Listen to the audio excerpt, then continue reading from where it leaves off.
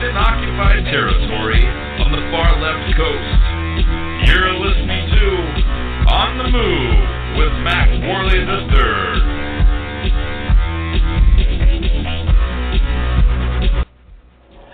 Hello, ladies and gentlemen, boys and girls, patriots and preppers.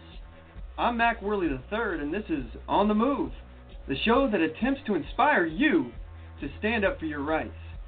As I've said before, this is not my show, this is your show. This is your grassroots activism movement. It's the On the Move movement. It cannot function without you, however, it is bigger than one man. I want to thank each and every one of you for your patriotism and for taking the time to get involved. Today is going to be a really great show. The date is February 2nd, 2014, and today is Super Bowl Sunday. If you're listening live, that means that you don't care about the Super Bowl or you value this show higher than the Super Bowl. And for that, I want to thank you for tuning in. I'm guessing that because of today's game, there won't be as many of you out there listening live, but if there are, please let us know if you're out there. You can always tune in and give us a call at 619-924-0986. Again, that is 619-924-0986. Or you can email the show at talk@onthemoveshow.com. We have the phone lines open right now, so it doesn't matter what I want to talk about. This is your show. If you have something on your mind, give us a call and let us know. Today we do have a really good show in store for you. We will have the voice of reason on the show today. He'll be discussing the financial system. With that said, I'm going to be talking about a bunch of other topics that have been in the news lately, some of which are Obama's State of the Union address and basically how it affects the checks and balances. And, you know, whatever else comes up that you guys would like to talk about. Like I said, we'll be taking listener calls and reading your emails. If you would like to join the conversation today, give us a call, 619-924-0986. Again, 619-924-0986. Or email the show at talk@onthemoveshow.com. Don't forget to check us out at onthemoveshow.com, here at blogtalkradio.com/onthemoveshow, facebook.com/onthemoveshow, youtube.com/onthemoveshow, and twitter.com/onthemoveshow. All right, one thing I'd like to mention here, and I know you guys hear me bring up the store and say to go to onthemoveshow.com, click the shop link on the homepage, and I know you've heard me in the past say we got hundreds of products for sale on there. We got T-shirts, freeze-dried food, books I recommend, bumper stickers, and a whole lot more. Well, I want you to know that I actually had a conversation with one of our listeners, and he was mentioning how he's heard me talk about that over and over again. And he actually took the time to go to our website, onthemoveshow.com, and he went to our merchandise store, and he was talking about all the designs that we have on there, and he asked me if they're all original. And I explained to him, yes, they are all original. We created them just for our store. My wife is a professional graphic designer. This is what she does for a living, and the designs are either out of my head or out of her head, and they're made specifically for you guys. It's for Patriots by Patriots, and your purchases will actually help to make our show bigger and better. So if you want to support somebody and you want to buy some awesome products, and again, all those products on there, all those designs in the merchandise store, those are all stuff that I wanted personally and I made. So, nothing in there is something that I wouldn't wear, and I'm sure if you guys took a look at it, it's at cafepress.com/onthemoveshow, or you can just go to onthemoveshow.com and click the shop link. You're going to see all the cool designs we have on there, and I promise you guys are going to like at least one of them. So, all right, so one thing I would like to mention is the thing that we've been doing for the past few shows. I've been in discussions here with PatriotFB.com. It's Jeff Norton of the Midnight Patriot. We are joining him in his network, and we're trying to work out the technical side of it because he broadcasts over Spreaker, and I broadcast over Blog Talk Radio. So there's a little bit of technical know-how that we need to figure out how to do basically before we can make the switch over it. But I'm really excited about this switch to PatriotFB.com. It's going to be really fun, and it's going to be really cool to be part of this. PatriotFB.com, if you're not familiar with it, go to PatriotFB.com right now. Check it out. It's a place where Patriots can go where we won't have to worry about being censored. And like I said, we're still working out all the technical details on joining the network. It's going to take some time, but I'll keep you guys all updated on everything that's going on, when there are any changes or once we go on there with Facebook.com/OnTheMoveShow. and you can get all the updates on what's going on with that. Everything's going to stay the same about the show, except the quality is going to be better, and we're going to be providing it through multiple links instead of just the one. So you have different ways that you can access the show if you want. All right, so one thing I would like to talk about for a moment is what we're actually doing here. Like I say at the beginning of every episode, this is not just a radio show. This is a movement. This is a movement to get people to assert their rights, to speak out against tyranny, to stand up for the Constitution, and to network with other like-minded patriots, and to work together to educate the public, inspire, and spread a message of individual liberty and personal responsibility. You know, I've been thinking about what to call you, my loyal listeners, who've decided to join the movement and to get on the move. These are the people that have decided to not only get inspired themselves, but to inspire others to speak up and stand up for their rights. You've heard of activists before, right? Obviously you have. And there's hacker groups out there that call themselves hacktivists. So if you're part of this movement, you're a Macktivist. That's M-A-C-K-tivist, Macktivist, all right? You're part of a group of people that will have your back and stand up for you when you cannot stand up for yourself. This movement will only get bigger from here, but it depends on you. Help spread the message of liberty. Talk to people. Attend events. Use social media to wake people up to what's going on in our country. Create your own podcast. Create your own YouTube channel. Just do something. Contact your congressmen and women consistently. Don't just listen to the show. Get involved. Also, if you have something on your mind, perhaps you've come up with a good idea or you think that I'm dead wrong on a subject, I want you guys to call in and let me know. 619-924-0986. Or if you're too shy to be on the air, and I get that, you know, a lot of people get really nervous when they're talking over the radio. And, you know, and I've said it before, I actually still get nervous to this day before I'm about to go on the air. So, you know, I can absolutely understand why you wouldn't want to call in. So if you have something on your mind, you have something you want to talk about, or you'd like me to talk about, you can, again, email us at talk@onthemoveshow.com. So this show is a little different from other shows out there. The topics we discuss here are determined by you. If there's something that you feel is more important than we talk about, call in. You have the control. Even if it's something that I totally disagree with you on and I really don't care about at all, I will at least give you an opportunity to make your argument, okay? So again, with that said, give us a call. Let us know what's on your mind. The number to the show is 619-924-0986, or you can email the show at talk@onthemoveshow. Now for today's first segment. We do this segment every time, first time. It's called Today in History. So according to Wikipedia, on February 2nd, 1943, this is 71 years ago, the remainder of the Nazi army forces in the Battle of Stalingrad surrendered in a major victory for the Soviets in World War II. The German offensive to capture Stalingrad began in late summer of 1942 using the 6th Army and elements of the 4th Panzer Army. The attack was supported by intensive Luftwaffe bombing, which was the elite bombing force of the Nazis with their air force, basically. The bombing reduced much of the city to rubble. The fighting degenerated into building-to-building fighting, and both sides poured reinforcements into the city.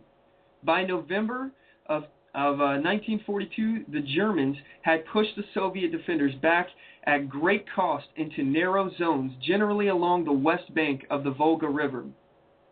On 19 November 1942, the Red Army launched Operation Uranus, a two-pronged attack targeting the weaker Romanian and Hungarian forces protecting the German 6th Army's flanks. The Axis forces on the flanks were overrun, and the 6th Army was cut off and surrounded in the city of Stalingrad. Adolf Hitler ordered that the army stay in Stalingrad and make no attempt to break out. Instead, attempts were made to supply the army by air and to break the encirclement from the outside. Heavy fighting continued for another 2 months. By the beginning of February 1943, the Axis forces in Stalingrad had exhausted their ammunition and their food. The elements of the 6th Army surrendered on February 2nd, 1943. The battle lasted 5 months, 1 week, and 3 days. That is unbelievable. Talk about a long battle.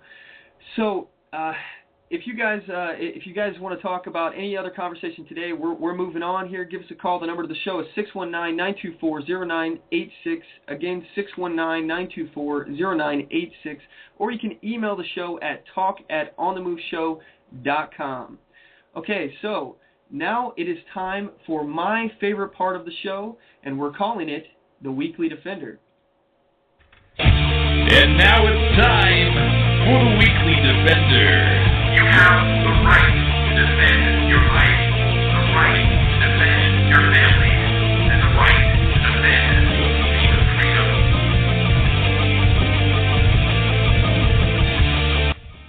All right. The Weekly Defender is the segment where we report about armed citizens in the news who have used their firearms to defend their family, their property, and or themselves. Our first Weekly Defender we found in the San Antonio Express. A disabled homeowner shot a man through a window with birdshot late Sunday during what San Antonio police say was an attempted burglary in the 1700 block of South Savanez Street.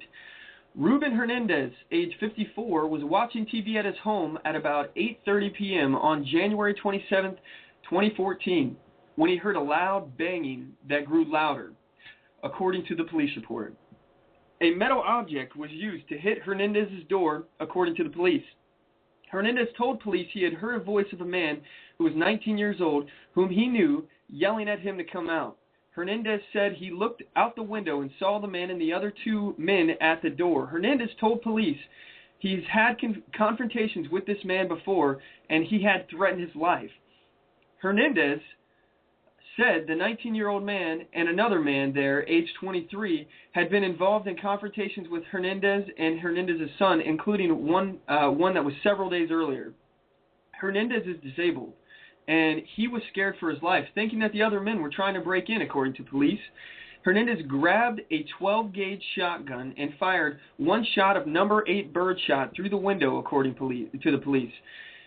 He told the police he didn't want to kill anyone, which is probably why he used birdshot instead of, buckshot, which definitely would have killed somebody. The three men ran away and down to the driveway to Meridian Street, Hernandez told police. The 23-year-old man had been shot and was taken to the hospital, according to police. A woman, age 36, drove the three men to the hospital in a Cadillac, according to the police. And the Cadillac had brass knuckles and 2 knives inside. The women and 3 men were charged with burglary of habitation with the intent to commit assault. Their names have not been released. So on our next Weekly Defender we found in the Times-Dispatch, a would-be robber of 7-Eleven in South Richmond found that the tables were turned when the clerk shot him, Richmond police said. Robert Lee Brown, age 36, of Richmond, entered the store in the 1300 block of Jefferson Davis Highway at about 10:55 p.m. on January 26, 2014, and displayed a weapon that looked like a handgun, but really was a BB gun, said police. The 2 clerks struggled with Brown, who bit one of the clerks on the left forearm. One of the clerks produced a handgun and grazed Brown in the upper arm, said police.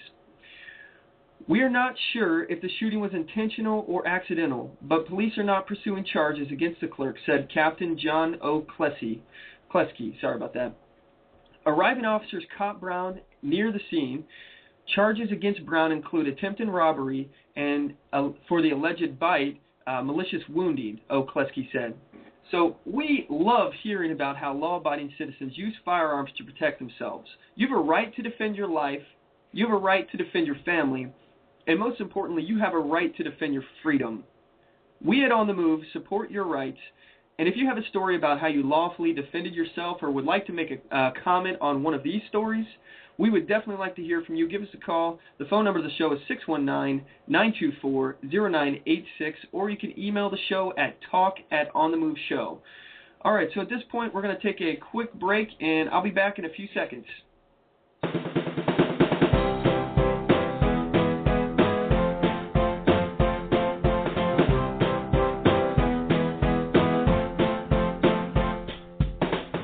Support On the Move. Help us make this podcast bigger and better. You can do this by going to our store and purchasing one of our hundreds of products. All designs are original and made for patriots like you. Just go to cafepress.com/onthemoveshow. We appreciate your support. Need design services? Logo design for $90, business cards, brochures, bumper stickers, signs, flyers, promotional products such as mugs, pins, bags, keychains, magnets, and so much more. Contact LaTasha Worley for a quote on your next project at Tasha, Tosha, at lworleyphotography.com today, or visit me on the web at lworleyphotography.com, and on Facebook at facebook.com/lworleyphotography, and on Twitter at twitter.com/Tasha Worley. Show your support for a designer who believes in the Constitution and your rights.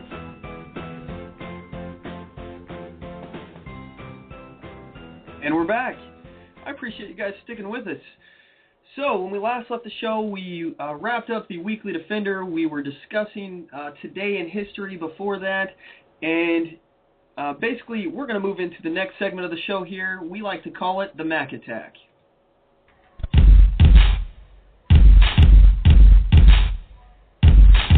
It's time for the Mack Attack!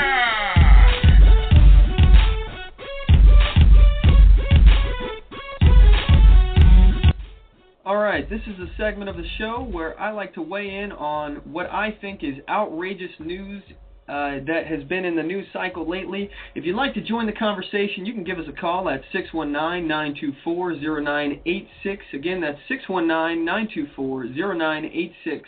Or you can email the show at talk@onthemoveshow.com. All right, so I would like to talk about the recent stuff that Obama has been doing. He's been out pushing an agenda here where he is going to basically bypass Congress, and he's going to go around them. He says he's got a pen and a phone, and it doesn't matter, what Congress is doing. He's just going to go around them and basically usurp the power. And, this really isn't that much of a surprise, honestly, because this is kind of what he's been doing. This is his MO. This is what he's been trying to do the whole time. He said he's going to bypass Congress. He has absolutely no problem bypassing Congress. So, in fact, I have a montage I've played for you guys before about how he'll go around Congress. I'll go ahead and play it for you real quick. The Senate blocked a bill that would have created this commission.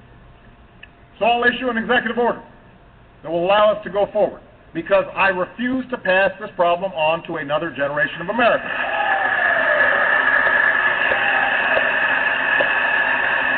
I know some here wish that I could just bypass Congress and change the law myself.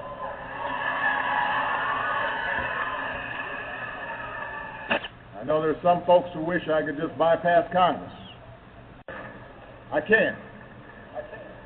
Now, I know some people want me to bypass Congress and change the laws on my own. Believe me. And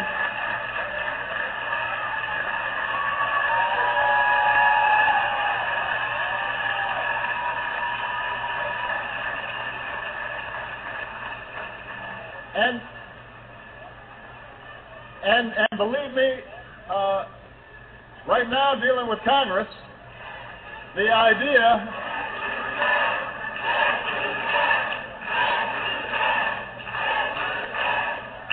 but believe me, the idea of doing things on my own is very tempting.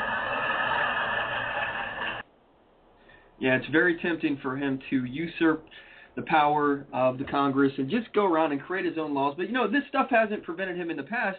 He's been doing this. He's been deciding what laws he's going to enforce.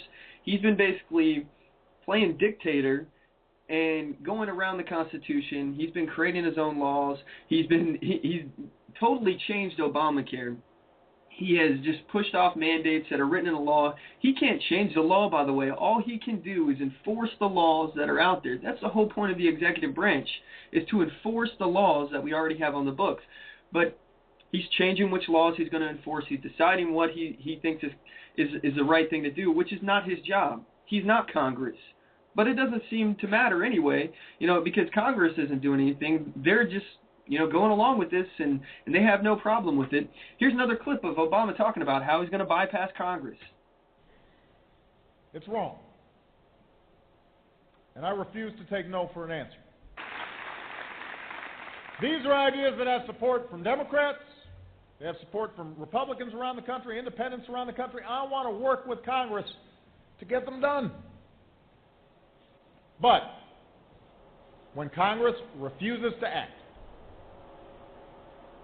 and as a result hurts our economy and puts our people at risk, then I have an obligation as president to do what I can without them. No, you do not. Your obligation is to enforce the laws that we have on the books. That's your only job, is to enforce the laws that we have on the books. You are the executive branch. You're not the legislative branch. You're not the judicial branch. And you certainly don't speak for the people in regards to making laws and deciding what laws you're going to enforce and which laws you're not going to enforce. That's not your job. So here's Obama talking about how he has a pen and a phone, and he's going to make executive orders and just basically usurp power of Congress and just violate the Constitution. And he's putting it all right out there for you all. He's telling you what he's going to do. He's going to make phone calls to people who have some clout, so these lobbyists in Congress will continue to lobby to let these the congressmen allow this stuff to happen. So he's going to call unions. He's going to do all this stuff. He's going to basically call people of influence with his phone, and he's going to write things down in executive orders to basically create law, which is totally unconstitutional, and he doesn't have the authority to do. Here he is, his own words. We are not just going to be waiting for legislation in order to make sure that we're providing Americans the kind of help that they need. I've got a pen and I've got a phone, and I can use that pen to sign executive orders and take executive action. Okay, so he wants to make executive orders and take executive action. This is not the way that things were supposed to operate. This isn't the way that our founding fathers intended things to work. And, as far as the State of the Union address, I don't know how many of you people sat through that. It was really upsetting. I feel like I'm watching a train wreck when I listen to him talk and give speeches about this because, I hear him up there talking about how he's basically going to destroy our country and fundamentally destroy the republic. He's talking about how he's basically just going to alter the way we've done things historically for 250 years, 233 years, something like that. I don't know exactly right now, but yeah, years, hundreds of years, and he's just going to change it. He's just going to decide that he's going to do things, whatever way. And the worst part about it is that Congress starts clapping. They're clapping at their own power being taken away. They're clapping at Obama literally making them useless. I was listening to Glenn Beck, and they were talking about how there was a scene from Star Wars where the Republic becomes an empire. And, man, I got to tell you, that really, really resonated with me. And I've got the clip here. And I got to tell you, I really do think that this applies for our current situation. Here's the clip. In order to ensure the security and continuing stability, the Republic will be reorganized into the first galactic empire for safe and secure society.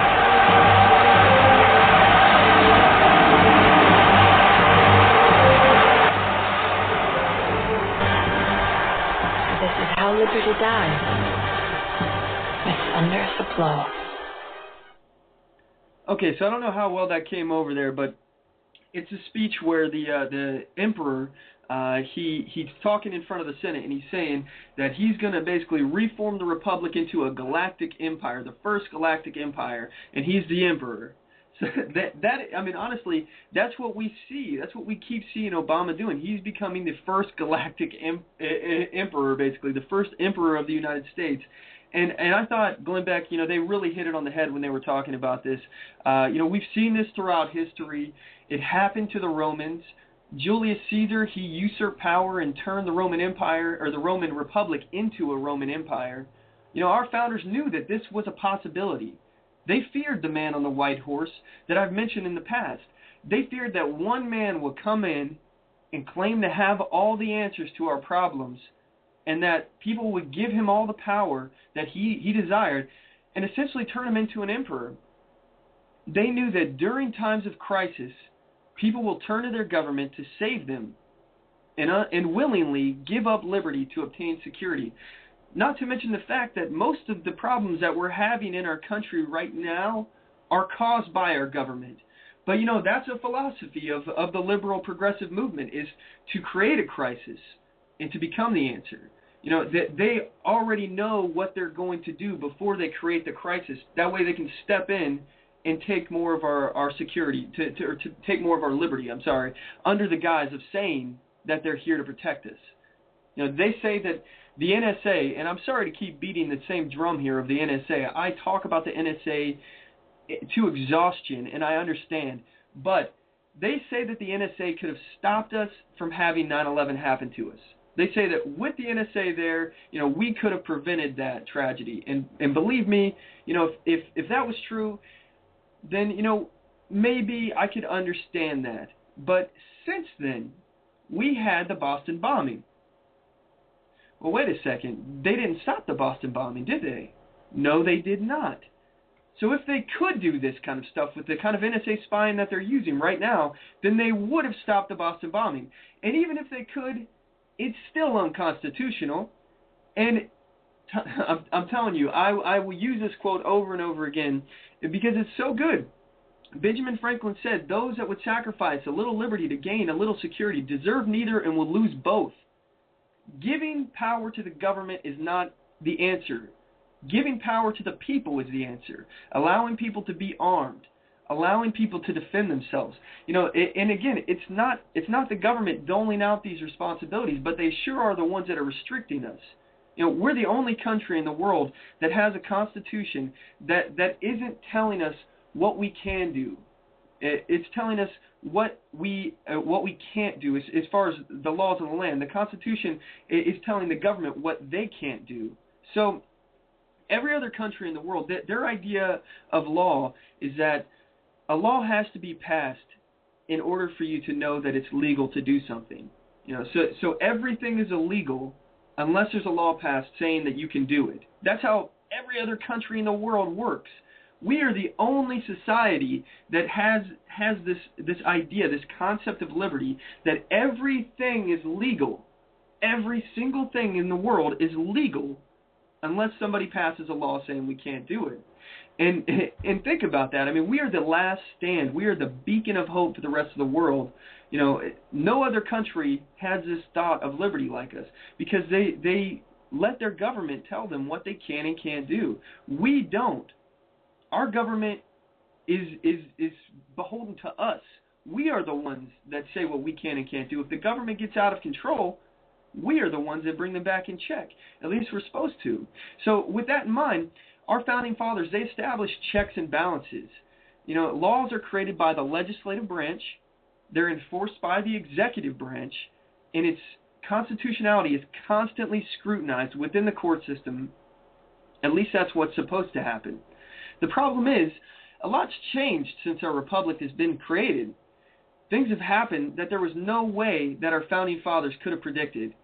So I have here right now somebody who would like to talk about this. This is Tank. I'm going to be bringing her on here, and she is the host of her own blog talk radio show. Tank, are you there? Yeah, I'm here. How are you? I'm doing great. How are you? I'm really good. Well, I heard you talking about Obama's executive orders, and, you know, I just kind of wanted to add something into what you were already saying. A lot of people have the misunderstanding that Obama is happy-go-lucky when it comes to executive orders. If you compare Obama to Bush signed 291 executive orders. Obama's only signed 168. So in comparison, it's actually a lot less. But if you look at the executive orders that were signed, Obama's have been much more damaging and a lot more frightening. Now, you and I don't have the time to go through every single executive order that each of them signed, but one that Obama did sign that, in my opinion, is particularly offensive is Executive Order number 13603, and that's the National Defense Resources Preparedness Order. And basically what that encompasses is the President and his cabinet have the ability to commandeer and control pretty much a broad scope of resources, like water, human and animal food, transportation, energy, construction material, health resources, farm equipment, fuel, and, I mean, that list just goes on and on. So if you wanted to know more about it, you'd actually have to research it and reference that order. And, you know, Obama's also done some executive orders as it relates to gun control and our Second Amendment rights. So if you go back and, you know, if you're looking at just the basic numbers, there have been other presidents that have exceeded Obama's number of executive orders. But if you actually go through the list of things that have been signed by Barack Obama, I find that they're much more intimidating and definitely set a path of un-American leadership from this particular administration. Absolutely. You know, one argument I've heard, and I understand, you know, why you said it and you referenced it as far as Bush. You know, people will always say, well, hey, Bush did it, but even still, you know, first of all, let me just be clear. I'm not necessarily a fan of Bush, honestly. I'm not a Republican. I'm a constitutional, you know, conservative libertarian. So I'll vote for whoever's out there looking out for the best interest of the Constitution and the Republic. You know, as far as Bush, though, you're right. You look at the content of these executive orders. You know, if they're actively trying to basically dismantle the republic, go after the Constitution, go after gun owners, you know, and establish this kind of like totalitarian government where it's the executive branch that's creating these laws and deciding which laws he's going to enforce. You know, that's not the way it was meant to establish. Like I was saying, the founders, they had no way of predicting what was going to happen in the future. So some of these things that happened, like, for example, the 17th Amendment. The 17th Amendment took away the ability for the legislators of the states to elect representation in the Senate, and they gave that representation to the people. So the senators were actually supposed to be elected by the states, and that's the way it worked. And this essentially changed who the Senate worked for. You know, they're no longer holding the best interest of what state they come from, but instead they're looking at what the people would be concerned about, because that's who's voting them in. So, I mean, the 17th Amendment, it totally created a situation where the people are now represented twice in Congress. And our founders, you know, they only intended the people to be represented once in Congress through the House of Representatives. This is a check and balance. And you know, there's no way for our founders to have been able to predict that Congress would change like this, and also that they would willfully be on board with the president usurping their power and essentially making them useless. This is all now possible because of the 17th Amendment, and the states have no say in Congress, and no one is looking out for the sovereignty of the states. What do you think about that? Well, I think it's totally screwed up. But, you know, I mean, basically the point I was trying to make is that, you know, I see a lot of alarmist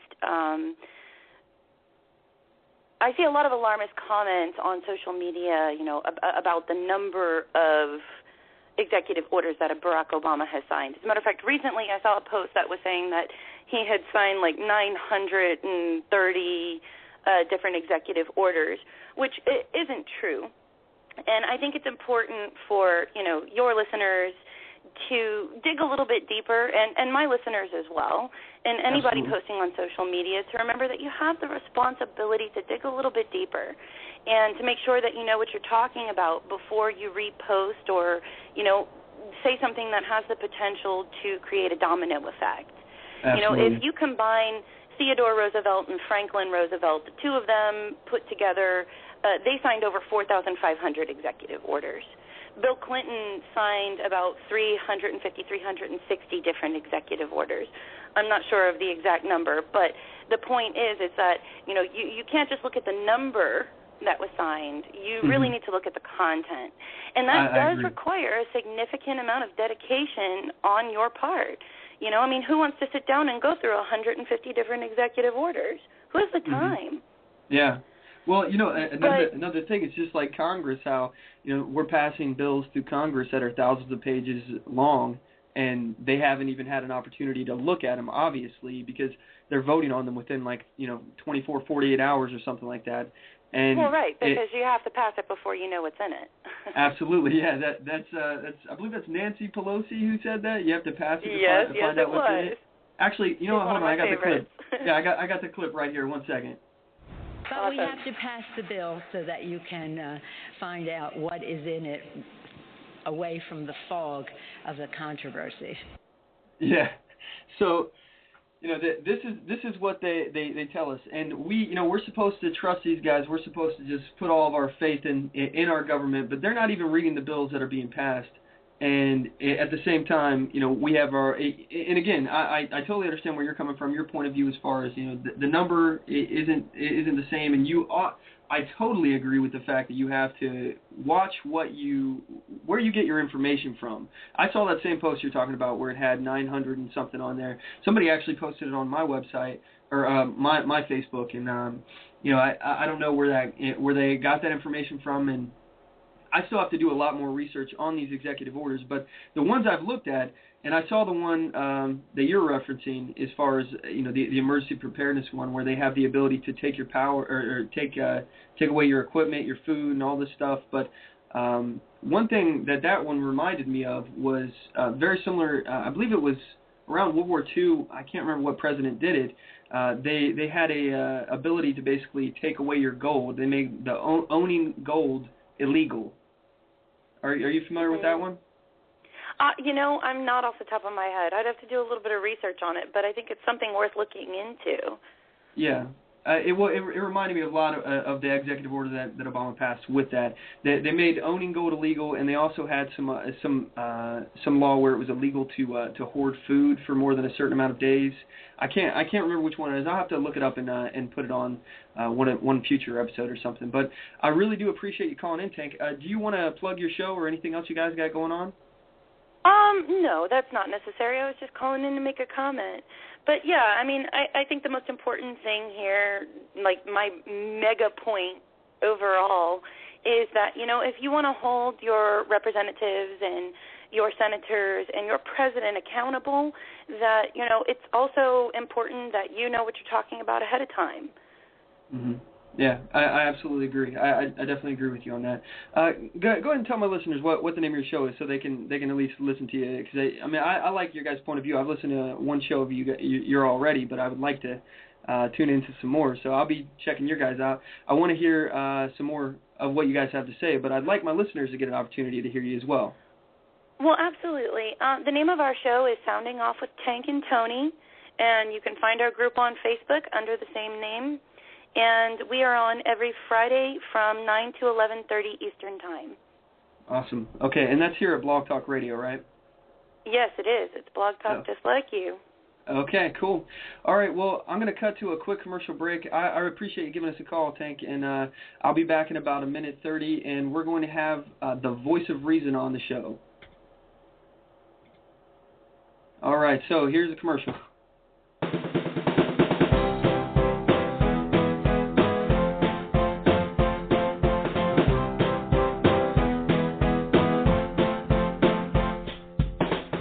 Support On the Move.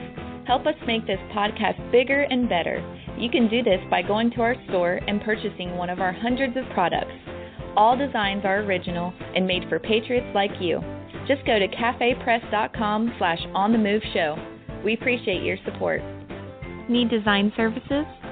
Logo design for $90, business cards, brochures, bumper stickers, signs, flyers, promotional products such as mugs, pins, bags, keychains, magnets, and so much more.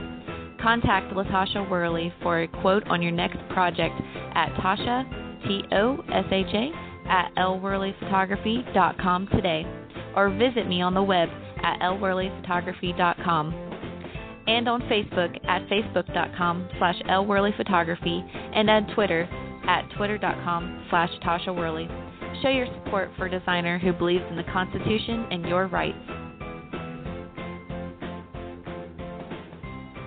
And we're back.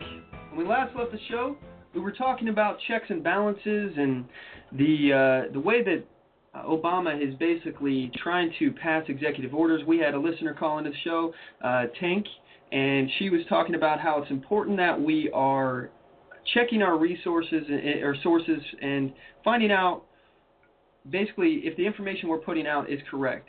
And she made some really good points. Our next guest we have on the show here is the voice of reason. Are you there, sir? Yes, I am. How are you doing today?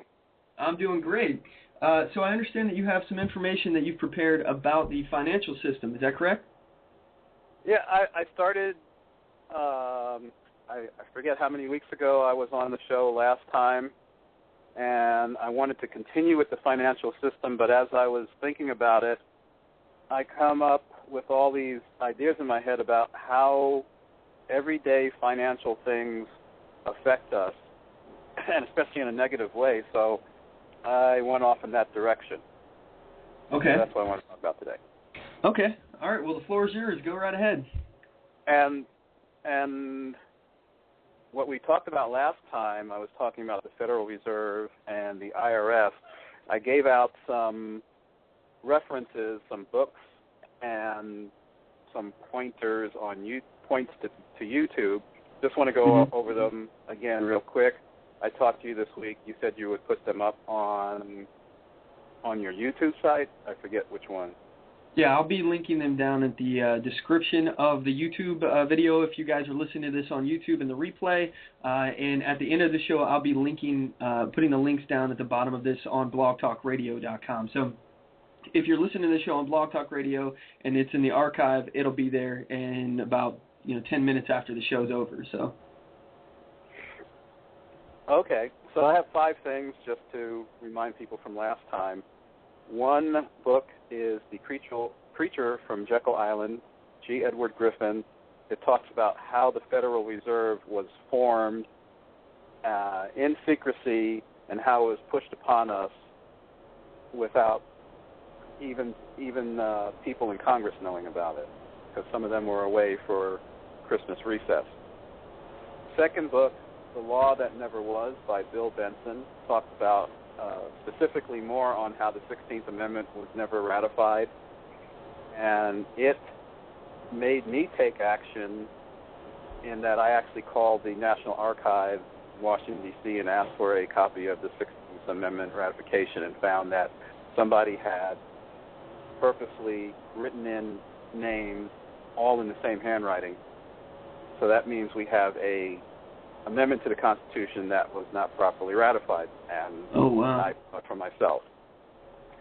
Another person is William Still, S-T-I-L-L, or also known as Bill Still, and he has videos about the U.S. fractionalized banking system, which was put in place by the international bankers who wanted us to have our Federal Reserve. He has a number of videos on YouTube. Another one is by Stefan Molyneux, M-O-L-Y-N-E-A-U-X, also on YouTube. It's called The Story of Your Enslavement, and I think it is a very succinct video, about 14 minutes, on how this country is set up to make us run the treadmill, basically, and that we're getting somewhere. Then there's another one, The End of the American Dream, which is a 1-hour animated video on YouTube, and it also talks about how our money system came into being in the Federal Reserve. And since it's a video, it might be good for younger folks to start getting interested in on what's really happening around them. So those are the references that I was talking about. So. Okay, yeah, I'll be linking those down at the bottom. So any listener who wants to check out all those things that he was just talking about, again, at the end of this show, I'll be putting it in the description of this blogtalkradio.com show, and also, if you're listening on YouTube.com, it'll be in the description of this video. Go right ahead, Jim. Having a little bit of phone difficulty here. Oh, okay. I want to review some terms, first of all. that I'm going to be talking about through the next hour, and this will be more of a discussion between the two of us. First of all is money versus currency versus legal tender.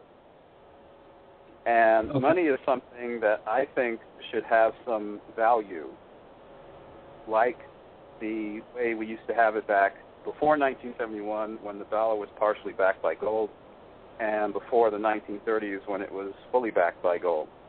Mm-hmm. So money should have value. You're referring to the gold standard. Yes. Money should have something of value that it's attached to so we know what it's worth. When you take it away, you get fiat currency, and the value of it is worth what we, the people, think it's worth, or what we're told it's worth, more likely. And currency, to me, is the common coins and papers in circulation, and legal tender is whatever legally satisfies a debt. According to the state. According to the state. Okay. Now, people used to trade seashells way back when, or salt. That was very important way back when. Yeah, back when back when the colonials first got here, they used to trade wampum. It's like these little blue beads or different beads that the Native Americans used to trade, and they used to value. So all the colonials, they used to actually sell and trade wampum. Oh, okay, so that's where the $24 worth of beads to buy Manhattan Island came from. Yeah. Well, it was all being used as a basically a big trade. They established a resource from that. They started, collecting them and finding them, and then using them to sell and trade to the Native Americans, who would give them furs and stuff like that. So it's pretty interesting at what societies will come up with as their own currency, because it really, though, the wampum was just decorative. It was just kind of like what they made jewelry out of and stuff. So. But the Native Americans wanted it, and they valued it highly. So, the Americans started getting it, and they were using it to trade. So. Oh, okay. So you learn something every day. I want to talk about another definition is the velocity of money, and it has to do with the supply and ease of obtaining credit. Wikipedia gives a good explanation of it, that the velocity of money is the frequency at which a unit of currency is used to purchase goods and services within a given time. So if I buy something from you and you take that dollar and buy something from somebody else, if we do it quickly, we can increase that velocity of money. Okay. That's a term that I didn't look up until this week. Okay. Yeah, I haven't heard of that. Yeah, it does have something to do with our economy, and I'll get into that soon. And then we have a fractionalized banking system, which people need to understand that in our modern banks, when a dollar is deposited, the bank can turn around and lend out 9 more dollars that they actually don't have. And this was based on feeling that not everybody would ask for their money back at the same time, so after a while you felt comfortable lending out more and more of it, but it's not the bank's money. And it's very important to understand that if there's all this money being loaned and there's the amount of original dollars being deposited is very few, most of the money that we have is electronic deposits and debits going back and forth. So what you're saying is that for every dollar that the bank has, they loan out 9 times that amount of money, and if everybody made a run on the bank at the same time, obviously they wouldn't have the money there that people would have, because they're too busy loaning it all out. Basically, they're loaning out far more than what they actually have. Correct. Yeah, this is what we saw during the Great Depression when they had runs on the bank. Right, the runs on the bank. And even though there's FDIC, even FDIC is set up that it's only going to help a certain amount of people, which is a small amount of people. If there was a run on the bank and everybody was insured for $100,000, but everybody took out $100,000, the FDIC would not be able to cover it all. Mm-hmm. So even that is based on a fraction of the population. Oh yeah, I mean the like. Oh, go ahead. Sorry. Oh, I was going to go into one of the things about this fractionalized banking is that if you go to buy a house, the chances are that the bank loan you anything is very low because of the fractionalized system. So back when I got married and bought a house, borrowed about $180,000 and looked at the final payment over the life of the mortgage, it was $450,000. Wow. This was about 6.75%, which if I had bought something just 4 or 5 years earlier, it would have been the interest rate would have been in the teens. So you borrow $180,000. The interest is 1.5 times the principal, so about $270,000. But when you think about it, the bank, what did the bank actually lend you? That's a good point. It's those computerized numbers that fly back and forth between accounts. It's nothing that they actually had from a depositor, and it's nothing that they actually had for themselves. Yeah, they call that digitizing. Yeah, digitized. And so when, I forget what year it was, we refinanced, and I had the assistant mortgage guy over at the kitchen table. And we're talking about 0.25% here and there. And I look at him at one point and I go, why are we arguing about this when it's my promissory note that creates all this loan? You don't lend me anything. And he stopped and said, you're right. But nobody's ever called me on this before. That's funny. It's funny that he even knew that, though, because a lot of these bankers don't even realize or understand how the banking system works. So it's kind of funny that you actually got somebody who understood what was going on.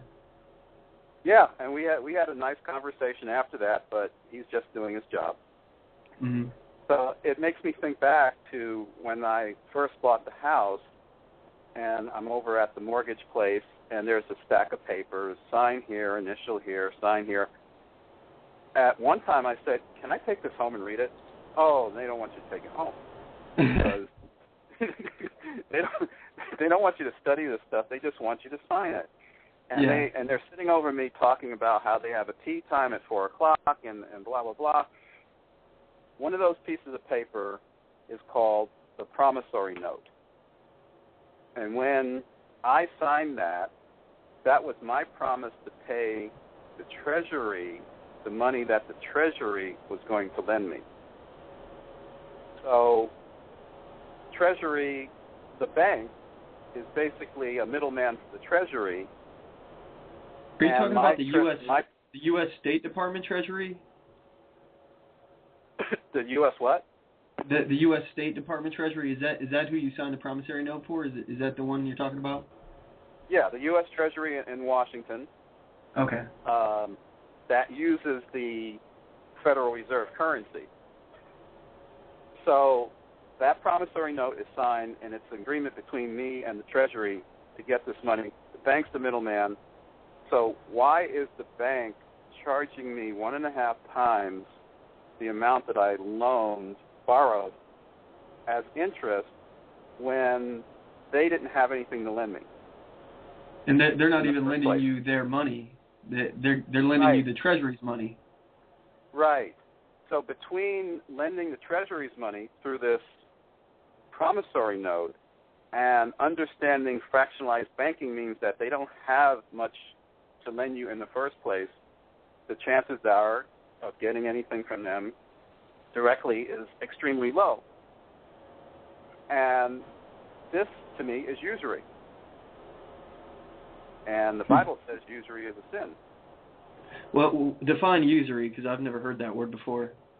Usury, U-S-U-R-Y, is the charging of excessive interest for borrowing. Okay. And I think that if I borrow something, especially if you didn't have it to give me in the first place, and you're charging me 150% of what I borrowed, even though it's amortized over so many years, and also with the amortization rate, the interest is being paid out, 9/10 of what you pay the first couple of years is all interest. So they're not even getting it on an even basis. They're getting loaded. So I just need to tell people that this whole system of mortgages is really odd because of the way it's set up. And if somebody is going to give me something, I want to pay them. And then you see the bankers always have the tallest building in town and the biggest mansion and blah, blah, blah. But it's usury. People should understand what it is. And it's one way, as we're told that we grow up, get married, buy a house, and get a mortgage. To get that house, it drains us of a significant amount of our wealth while we're accumulating the wealth of that house. But a $180,000 house ends up costing $450,000. It's all this big scam. Yeah, it just seems like it's a big scam where they're loaning out 9 times more money than what they actually have. They're charging you exorbitant interest rates on it. And obviously something isn't going right. And this is why all of our founders who valued the republic, like for example Thomas Jefferson, they all were talking about how a central bank would be a really devastating effect. It would have really devastating effects on the republic and create these kind of situations. They warned us about this, but we didn't listen. Something changed. How did the Fed end up getting established in the first place? Well, and that goes back to the creature from Jekyll Island and the law that never was. The short story on that is a bunch of these international bankers, like J.P. Morgan and the Rothschilds, Rockefellers, met at Jekyll Island off the coast of South Carolina, I believe, and they plotted in secrecy at this resort how to squeeze in a central bank again, one after Andrew Jackson got rid of one, how to squeeze it in again, and basically when Woodrow Wilson became president, they cozied up to him and got him to sign it during Christmas recess. And as I said, it wasn't properly ratified. There weren't enough people there to ratify it. Some said no. The clerk of the court, I think his name was Philander Knox, he wrote in enough names that would, on the basis of the number of names alone, would ratify the 16th Amendment. But as I said, when I got a certified copy of myself, you could see right there that these were not individual signatures and that the 16th Amendment was never ratified. Okay, so the 16th Amendment, that is the amendment that established the Fed, just to clarify. Yes. Okay, so here's my question, okay? And first of all, what year was the amendment ratified or not ratified properly? It was 1913, and we just had the 100-year anniversary of it. Okay, all right.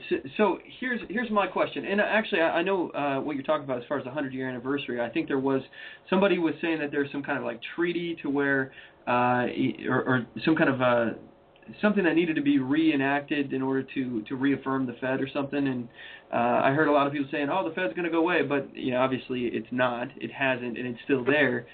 I think when it was chartered, it had a 99 or 100-year span.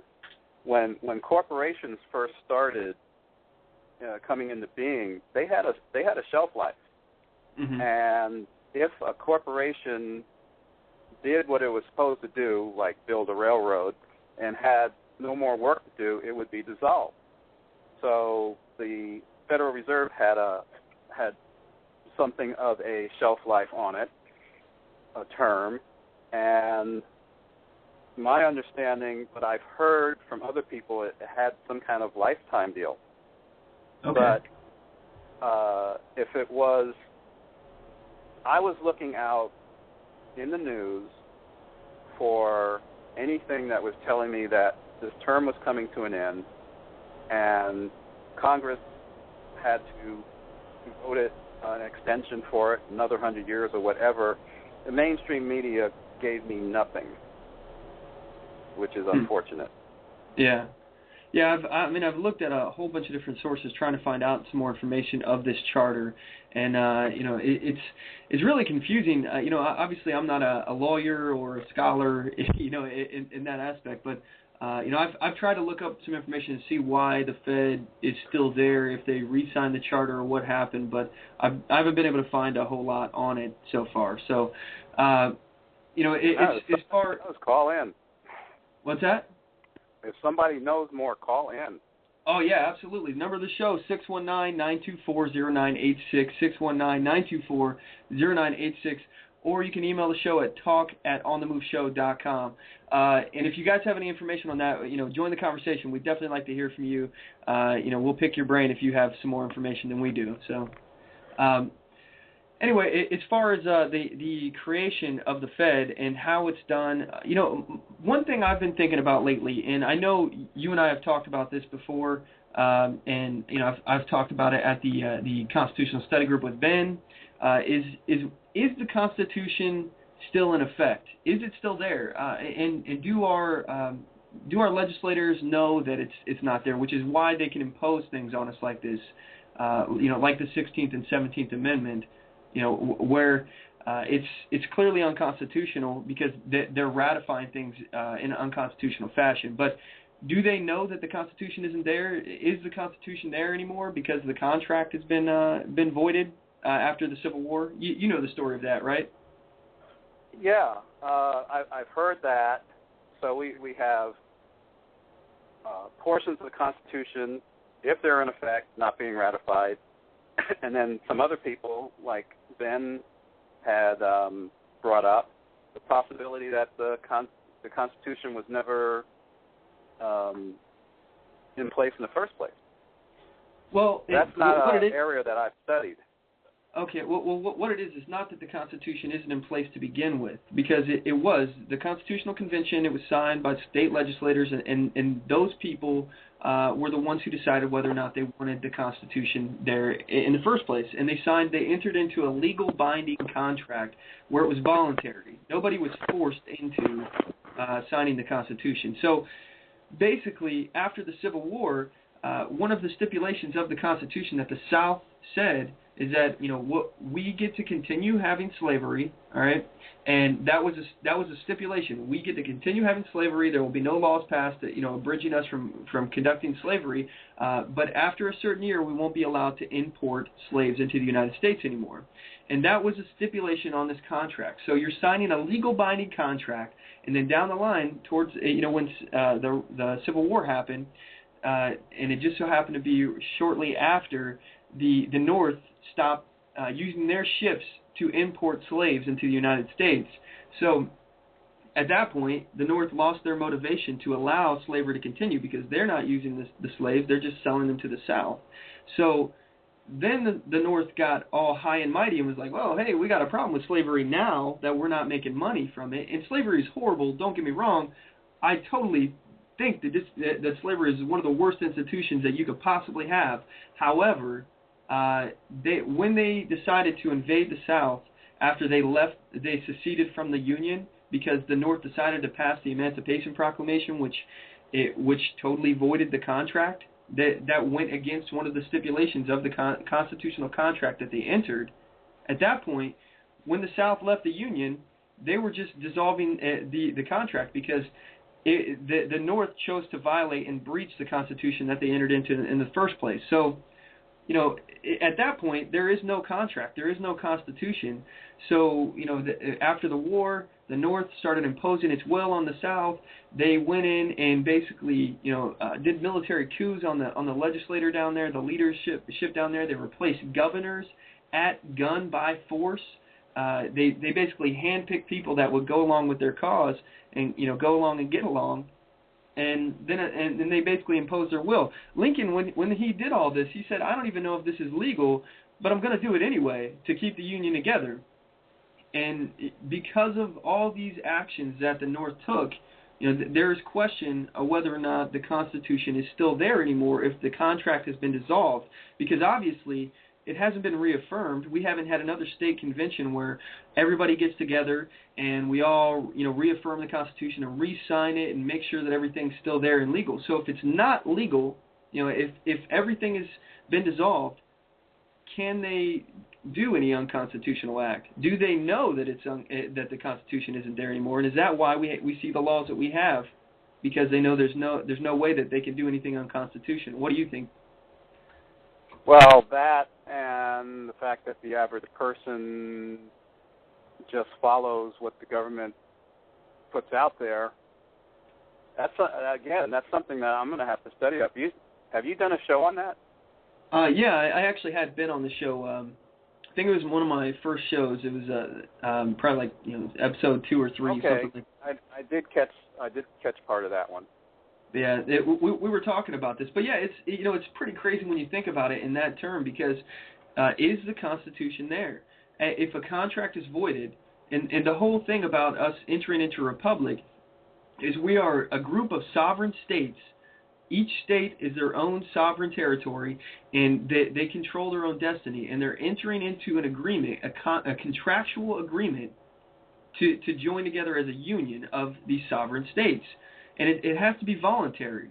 That in order to have a republic, it has to be voluntary. And in order for people to have this Constitution applied to them, they've had to have signed it. Well, the problem is that the contract was breached.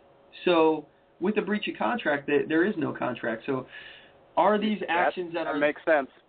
Yeah. I mean, are the actions that Obama's taking, that the liberals are taking, even Republicans are taking, through the Patriot Act, the National Defense Authorization Act, and all the things that they're doing through executive orders and things like that, these executive branches, such as the Environmental Protection Agency, totally regulating our life and creating law through the executive branch, are all these things not even constitutional because there is no Constitution? This is a question that I ask all the time. Wow. and executive orders, from what I understand, were not supposed to be anywhere near the types of things that are going on now. They were more of, there was some fire damage to the West Wing of the White House, get a contractor and rebuild it, something like that. Not things that were going to affect us personally, monetarily, militarily. Mm-hmm. Absolutely. I'd like to talk about that some more when we get back from this break. Are you going to be able to stick with us for a little bit longer? Oh, yeah, I've got a lot of stuff to go over. Yeah. Okay, all right. Well, we'll be back in about 1:30 then.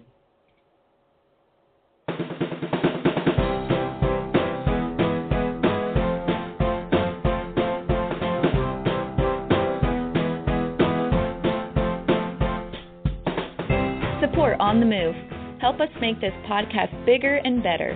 You can do this by going to our store and purchasing one of our hundreds of products. All designs are original and made for patriots like you. Just go to cafepress.com/onthemoveshow.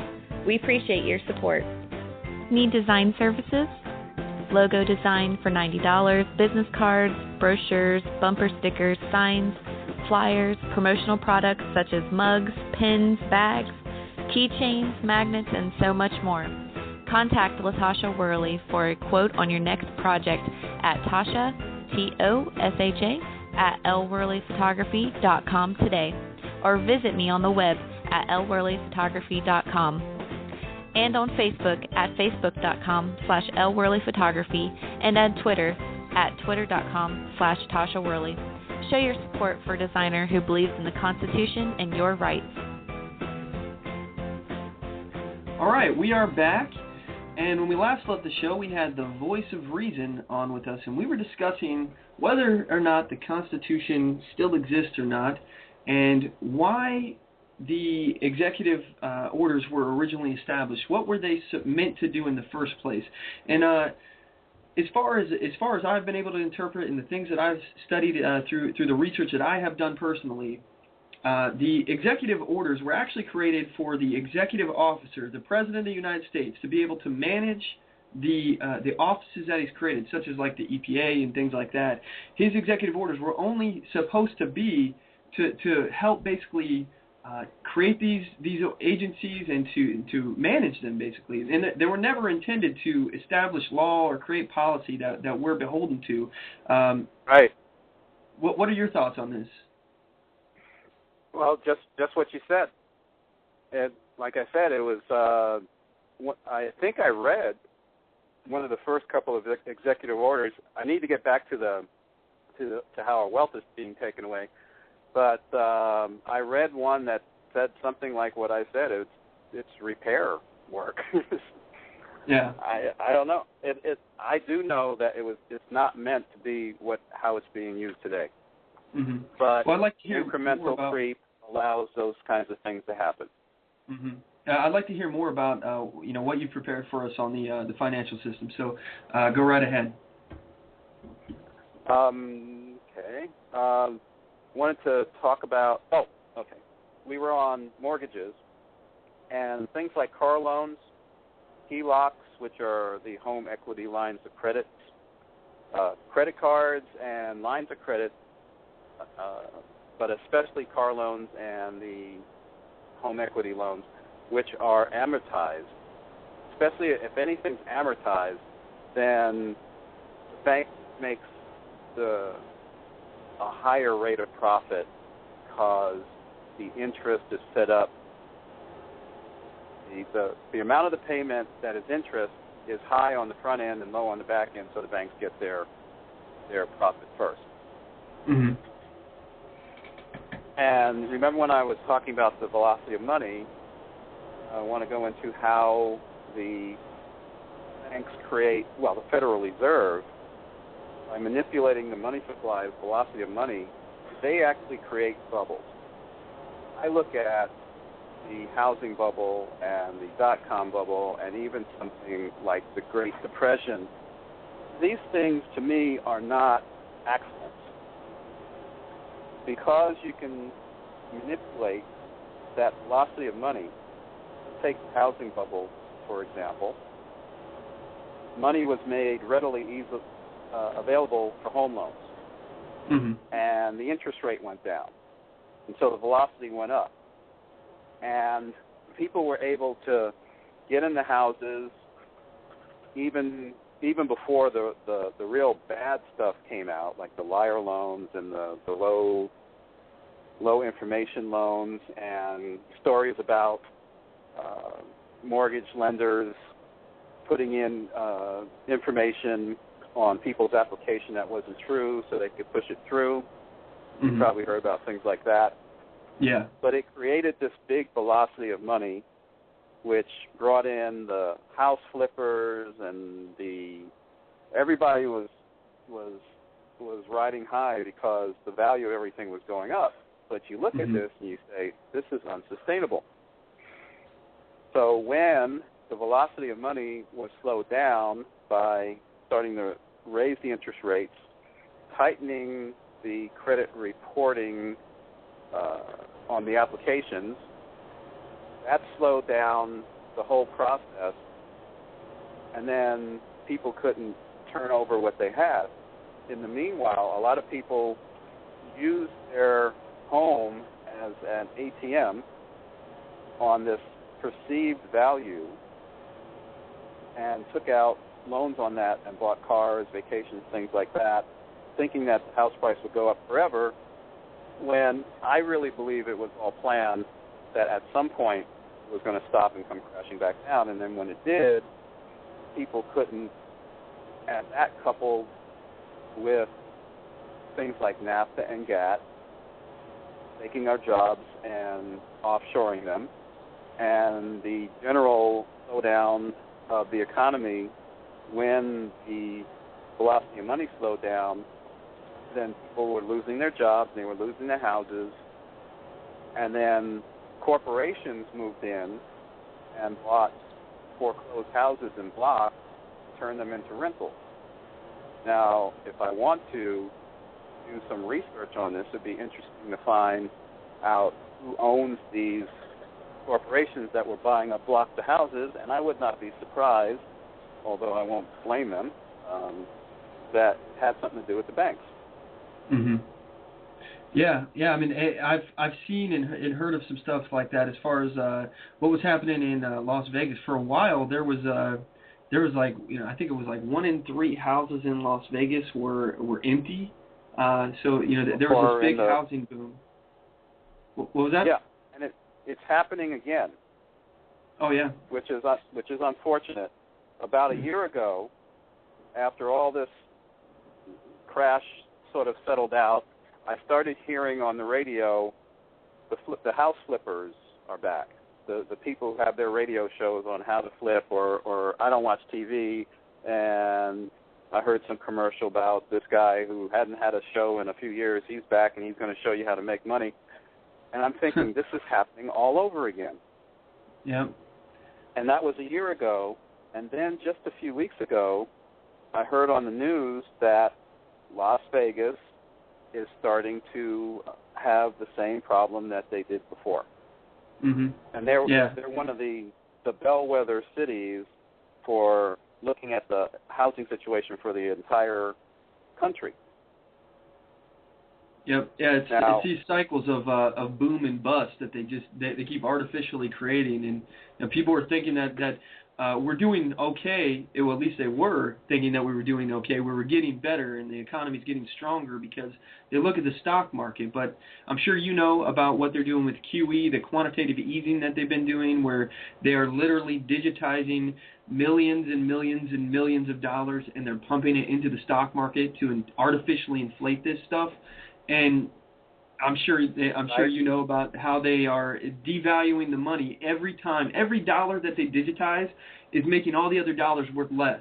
But they're continuing to do this, and it's not helping us. It's not making us any money out of anything. In fact, it's hurting us because the money that we have in our bank account is, if we had $100 and they printed off more and more money, the value of each individual dollar lowers. So, I mean, it could be $75, right. It could be $50. If they keep doing it, eventually the dollars will not stop. They'll stop being worth less and less, but they'll eventually become worthless, and they won't be worth the paper that they're printed on. And they try to tell us that, it's supply and demand that makes prices go up. Maybe to a small extent. But when you double the money supply, even if it was backed with something, and you double the money supply, then each bill or note would be worth half. But now we have a money supply that's not backed with anything, except the military maybe, and what is it really worth? And you'll read all these reports about since the Federal Reserve came into being in 1913, our dollar today is worth, depending on who you read, 2%, 3%, 5%. Wow, that's unbelievable. Yeah, I've heard stories about how it's worth like 20-something cents compared to what it was before, even less. Like I said, like you said, depending on the source what you read, I've heard of that too. But honestly, I don't even believe that those statistics are up to date anymore because we don't even understand. We can't even comprehend the amount of money that they're digitizing right now and pumping into the economy. And again, that's not helping me and you. That's draining our bank accounts to a hidden tax where they're making our dollars worth less and less and less. It's also devaluing the amount of money that we owe China. We still owe them a crap load of money, but the amount that money buys now is not worth as much. So, we can continue to print it and print it and print it and print it and pay our debts that way, I suppose. But that's not... Well, go ahead. And there's another reason that for all this printing, because they give it to the banks, the banks were supposed to give it out to people to stimulate the economy, but they've been holding on to it and in a more secretive manner speculating. Mm-hmm. And like I said, I wouldn't be surprised that some of these companies that buy up housing and turn them into rentals would be somehow related to the bank. But that quantitative easing is not going to the banks and then turning back for us to start businesses and get jobs and things like that. It's more for speculation and buying up smaller banks. Yeah, and it's making these multi-million-dollar companies even more money because they're investing. That's what they're doing, is they're investing in these companies to make the stock go up, to make the stock market boom. And this is unsustainable. It's a boom and bust cycle. Eventually it's going to bust, and we're going to see the end of it. And, you know, the scary thing is that when it busts, it no longer just takes away that market. You know, it's not just going to drop the value of those individual companies. You know, it's going to drop the value of the U.S. dollar. And right. the U.S. dollar will collapse at that point. And when that happens... And our general standing in the world, too. Yeah, absolutely. When that happens, the rest of the world's going to realize, hey, we need to stop using the U.S. dollar. It's literally not worth the paper it's printed on now. And if they don't already realize that, I'm sure that we've heard over and over again, China is in talks with, they're trying to get to another currency. Everybody is trying to get off the U.S. dollar right now, and it's because of the actions we're taking through quantitative ease. Right. The BRICS nation, Brazil, Russia, India, Italy, China, have made an agreement a few years ago that when they trade amongst themselves, they're not going to use the dollar. And then there have been other agreements between other sets of countries about that, doing similar things. And then Iran wants to use gold. That would be great. If you want to buy our oil, pay us in gold. But and then when Muammar Gaddafi wanted to have a gold-backed African currency, then he was attacked by these bankers. Yep. Yeah, that's another thing. We're really stuck on having the U.S. dollar as the oil reserve currency, basically. And one of the most important things of these bankers and our government in general is to continue making it so that you have to buy your oil in U.S. dollars, because first you got to buy U.S. dollars with whatever your currency is. You got to convert it, and then you got to use ours. So that makes us the world currency. And even if you look at like what would happen if the economy or the U.S. dollar collapsed, and the damage that it would do to us as a country, just go ahead and forget that. Forget what would happen if the dollar was worthless. Okay, think about. Because this is all it would take could really destroy us as a nation, at least, really set us back really badly, is if every other country stopped taking our dollars. Even if our dollars were still there, if they just stopped taking our dollars for oil and we weren't the world standard anymore for money. They would come flooding back. Exactly. The dollars would come flooding back as people exchange it for their own currency. Mm-hmm. And at that point, our dollars would collapse at that point anyway. Everything that we would try to buy overseas through importing would skyrocket dramatically because we'd have to convert our stuff into their currency, whatever the new world currency is. We'd be in the situation that they're in. Unless it's products that are made here, but fewer and fewer products are made here, so we have to go out of the country to buy our stuff. That's a very good point. At one point in the past, our ancestors used to be independent. We used to have a lot of independency, and people looked at it like it was really important to be independent, to be self-sufficient. Our grandparents, they grew victory gardens after World War II. This is something that if our president asked us to do that now, can you imagine what the reaction would be if Obama got on the news and was like, hey, we're really struggling as a nation right now, and I need you guys to start growing your own gardens, and we're going to call them victory gardens, and it'll ease the demand at the grocery store. Can you imagine if anybody would actually do that? Maybe a handful, but not very many people would listen to that nowadays. Most people don't have the space to do it, and I can't see that happening because agribusiness, that would be competing with agribusiness, and they have their way with everything.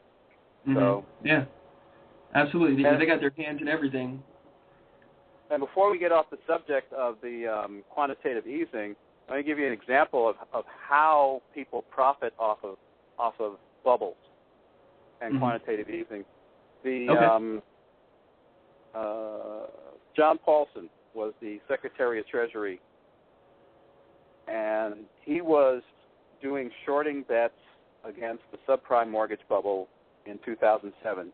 And shorting means that you're basically he was betting against the housing industry. He was betting that the housing industry would fail and prices would go down. And this is a government worker who should be helping us build things up. But he made, off of these short bets, $4 billion. He is now a billionaire betting against our country. Wow, that's incredibly unpatriotic. Not to mention, I would say that that's probably the equivalent of like insider trading when you have the ability to affect the value of your stock, and you can bet against it if you want like that. Right, and if you know that you're part of the group that creates a bubble, hey, which is bad enough, why not profit off of it? Yeah, it's unbelievable. But you know what? Honestly, it shouldn't be as unsurprising as it is that people are doing that. When people are put in these positions of power and they're not being controlled and regulated and they just have free rein to do whatever they want, obviously corruption is going to go wild. So. Yep. Another use for this quantitative easing is to manipulate the price of precious metals. Now, sometimes if you follow precious metals, sometimes when the market opens at 9 o'clock, all of a sudden the price of gold or silver just shoots down for a while. And what's happening is that there's a big sell-off. But there's got to be money involved for that sell-off. And there's the Gold Antitrust Action Committee, who has been GATA.org. I forgot to put that one down. Okay. GATA.org. They've been following these price manipulations, and one of the ways that because if you remember, silver was up at $50 an ounce at one time, and it just shot back down to about 20, and it's been just holding there. So there's a lot of short selling going on silver. Now, there's physical silver and there's paper silver. And paper silver is just saying, I have this piece of paper in my hand that says that I bought an ounce of silver. But you don't really know with this piece of paper in your hand that there's actually an ounce of silver stored for you. It could be just like fractional banking, there's fractional silver, and there's only enough silver for the people that they expect that are going to want it back at any time. Yeah. So that's why a lot of people say, if you're going to buy precious metals, get the physical stuff in your hand because you can't trust the paper. Now, if part of this money flooding in from quantitative easing and going to the banks is being used to just sell all this paper with nothing backing it, and they're just printing a silver certificate printing press like they're doing with the U.S. Federal Reserve note, then these things are worthless, but they're on the market, and people think that they have a value, but it's actually driving down the price because they're selling off stuff that they don't have. And then there's naked short selling, which is when you don't even have the stuff in your hand. I haven't looked into that. We'll just go with short selling being depressing the price. And if the price goes down when you short sell, then you can repurchase it at the lower price and make a profit. So flood the market, bring down the price, repurchase. And that's and that's one thing that I find kind of hilarious is that we're told that we're crazy for wanting to buy something stable, something that has intrinsic value that's always been worth something, like gold and silver. But yet the federal government does this, and we see like some other countries like China. China's decided that they're going to double and triple their gold reserves. So if it's okay for China to do that, why are we the crazy ones? Why are we the ones that are trying to protect ourselves? But we're crazy because we don't trust the value of the U.S. dollar. Obviously, other people out there, organizations, governments, they don't trust the value of the U.S. dollar and the stability of it, and they realize that it's reckless for them to put all their reserves into that currency. So they're looking for something, to back up their dollar, something stable, something that's not going to change. And one thing that you should keep in mind is that if the U.S. dollar collapses, and it's worth nothing, and everybody switches from the U.S. dollar to something else, the price of gold is going to skyrocket. And the price of silver, which historically, before the U.S. dollar was, when it was linked to the dollar, or when we were on a gold standard, when gold was valued per the amount of dollar that we had, basically, silver used to be a percentage of what gold used to be. And right now, the percentage doesn't match up. 19-to-1 ratio comes to mind. And exactly. Right now, the percentage does not match. So not only will the price of gold skyrocket, but the price of silver would go extremely through the roof compared to what it is right now. It would be insane because that ratio that it was historically been, it will match again. So whatever the new currency is, if it's backed through gold, the price of gold will skyrocket, and the price of silver will skyrocket even more in terms of the ratio. So, well, even before it crashes, if the short selling stops, then the price of gold will rise. I don't think it'll rise like a meteor or a rocket, but that's what's suppressing it, and the cover will be taken off, and it should go back up again. Mm-hmm. And that's why the gold went down. It used to be above $2,000 for an ounce of gold. I've had buddies that have been buying gold for a long time, and I was like, I'm not going to worry about it. When I started buying gold, I think it was like close to, I want to say $1,000 for an ounce. And some of my friends, they got in when it was like $650 for an ounce. Right now, the price of gold has dropped quite a lot compared to what it used to be. But, I mean, I was losing my mind when it was at $2,000 an ounce because I had already got in when it was like $1,000 an ounce. I was like, I'm actually getting a quick investment on this.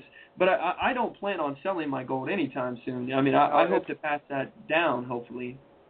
The thing about gold is that it will hold its value if the economy crashes. So it's not so much an investment as it is an alternate currency. If the dollar crashes, then dollar goes down, and then you can convert your gold back to whatever new currency we're going to have. Mm-hmm. Yeah, it's a hedge against inflation. It's a hedge against the economy, the currency collapsing. It is a long-term investment, though. I mean, if you don't obviously put all of your money into gold, that would be crazy if you just converted every single dollar you had into gold, because then gold could go just like any other stock. They could deflate it totally, like they've been trying to do, and you lose out on all that money. But in the long run, I believe that gold will pay out. And at some point, this whole system that they have, this whole basically inflation of the currency, the devaluing of the gold and all this, it's all unsustainable, and it's going to pop. The bubble will burst. It's a cycle of booms and bursts, and eventually at some point it's just not going to be able to sustain itself anymore, and it will all come crashing down. When it does, gold and silver are going to rise. Mark my words, you'll see that. And it'll happen. Exactly. So and then inflation happens anyway. So even if it doesn't happen, historically speaking, the price has gone up. And inflation makes it go up. And we just happen to be in a situation right now where our government is making things become more valuable through inflation, through quantitative easing. But hey, at this point, Jim, we're going to go and take a quick break. I'll be right back after about 1:30. Okay. Okay. All right.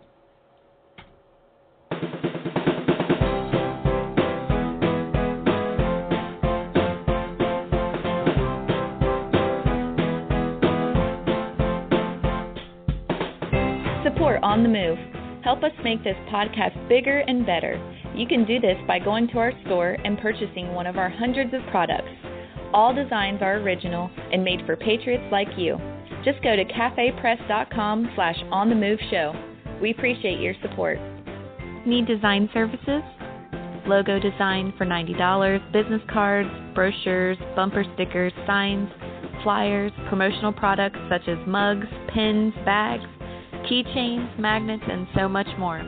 Contact LaTasha Worley for a quote on your next project at Tasha, Tosha, at lworleyphotography.com today, or visit me on the web at lworleyphotography.com, and on Facebook at facebook.com/lworleyphotography, and on Twitter at twitter.com/Tasha Worley.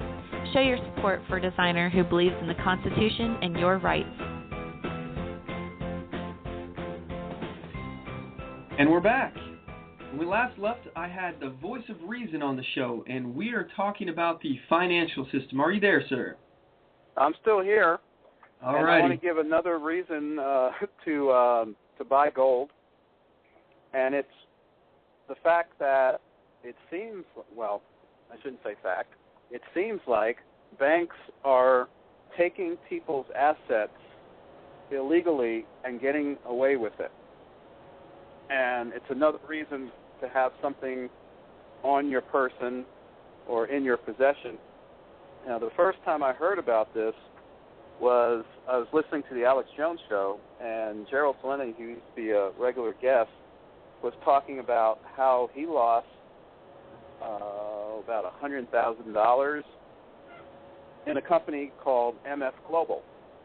And this went into the, I believe, a congressional hearing where John Corzine, who was an executive at MF Global at the time, was saying that I don't know nothing about anything.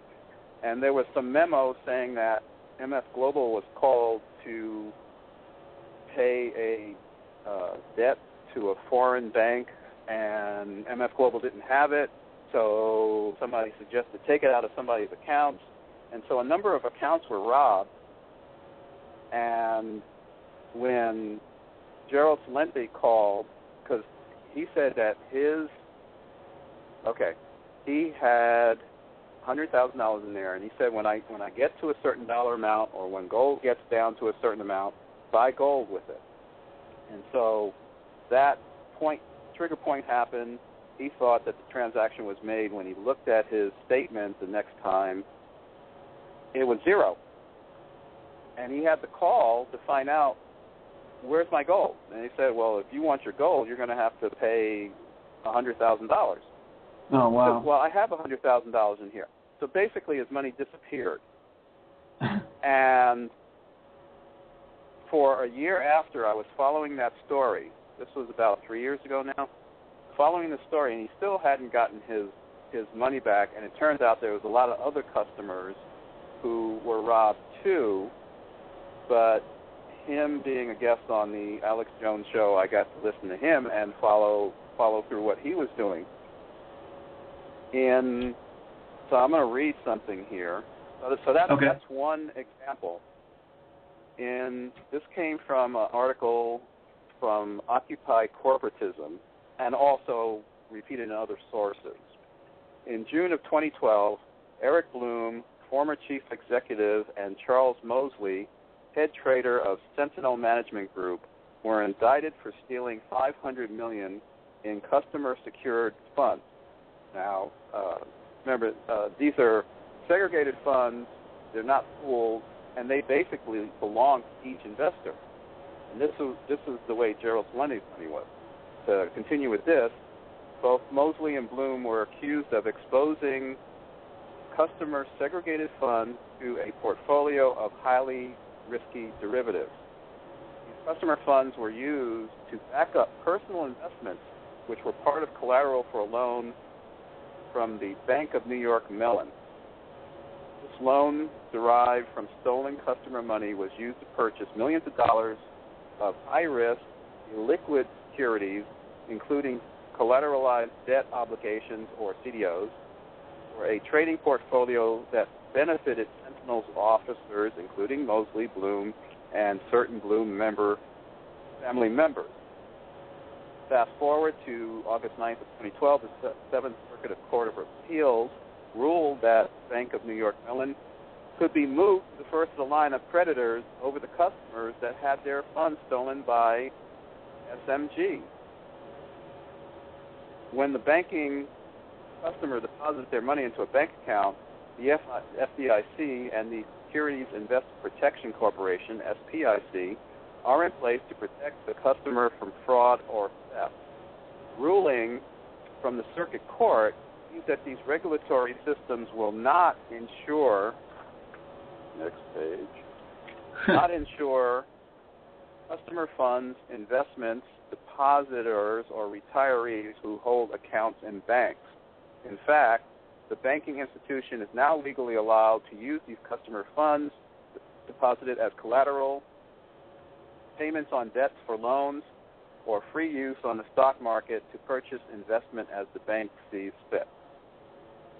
So they're saying that the bank, you have segregated funds in an account, you think that this is your retirement, the bank can use it and to enrich the bank or particular bank members, and then if any other financial institution is harmed, they move to first in line to be made whole. And the original depositor is at the back of the bus. This is crazy. So this is a situation where we have the courts basically deciding and backing the banks over the people. Right.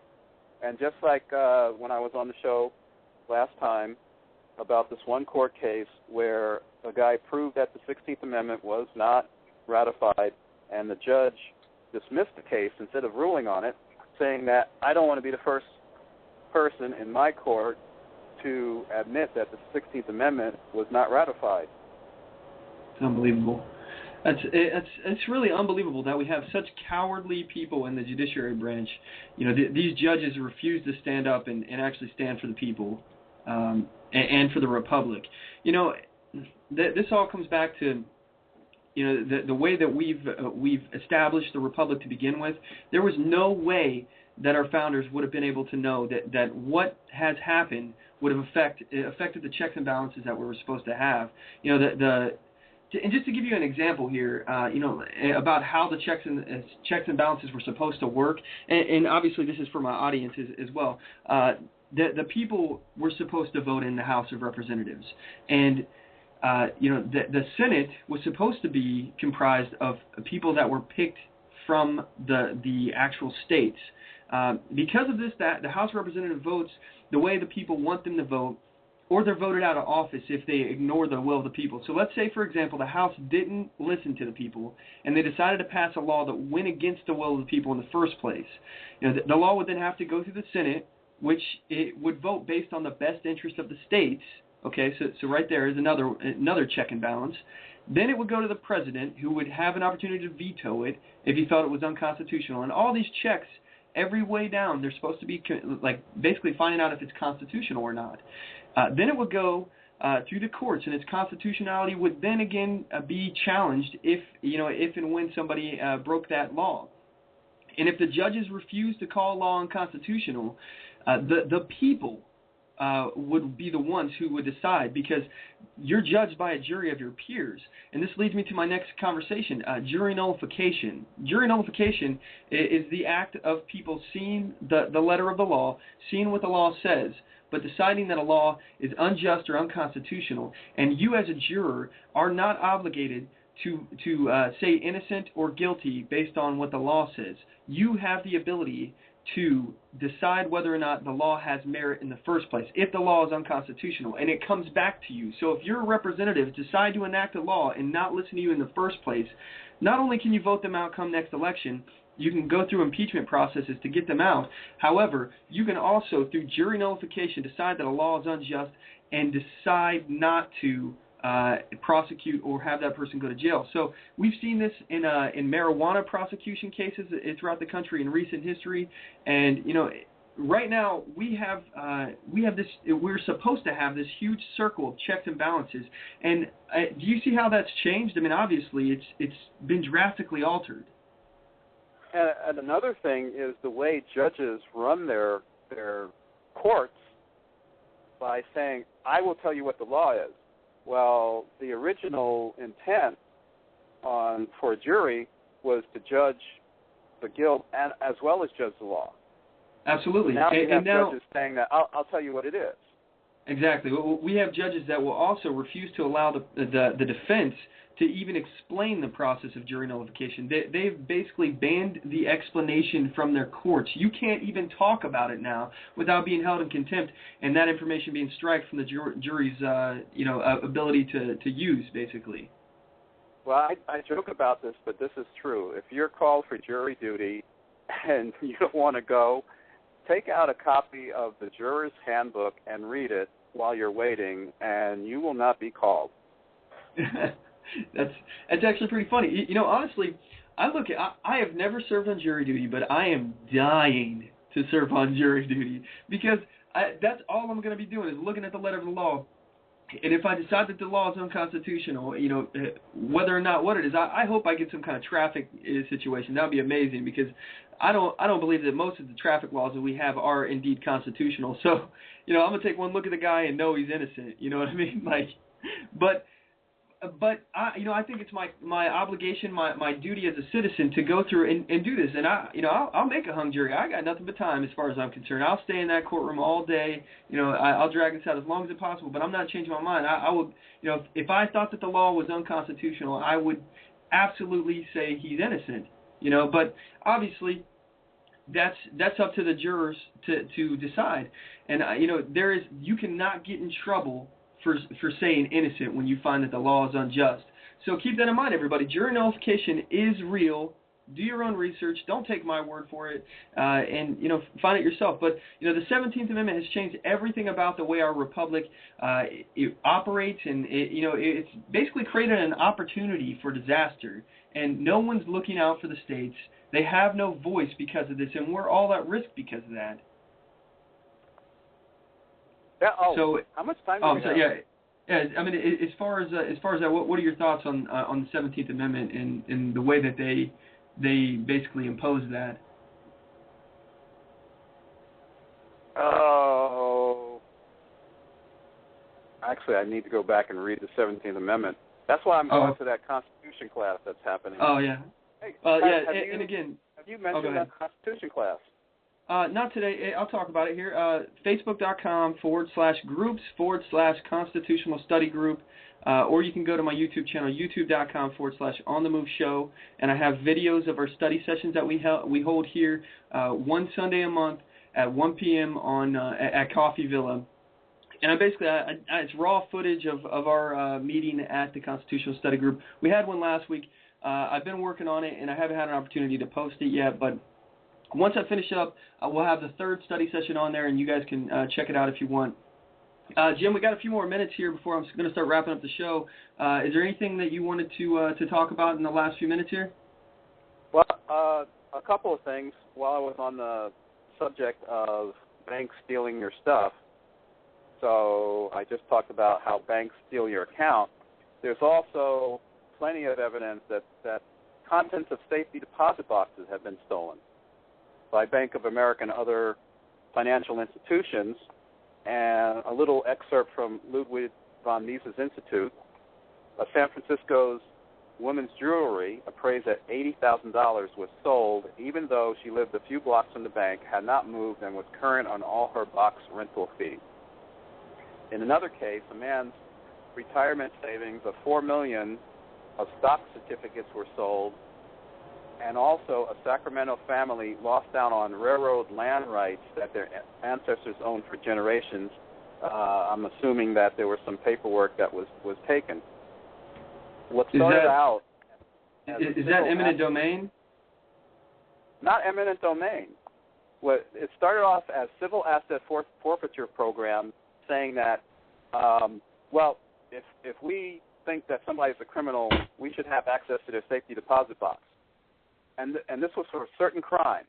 But then after time, this list of crimes is relaxed to the point where anything can be a crime, and that's an excuse to go to the box. The other thing is that if your safe deposit box is unclaimed for 5 years, and it should be for 5 years, and the bank, the institution should be taking all efforts to locate the owner of the box. Well, that program has become lax in the efforts to locate the property owners, also shortening the 5-year hold period so they can get to the contents sooner.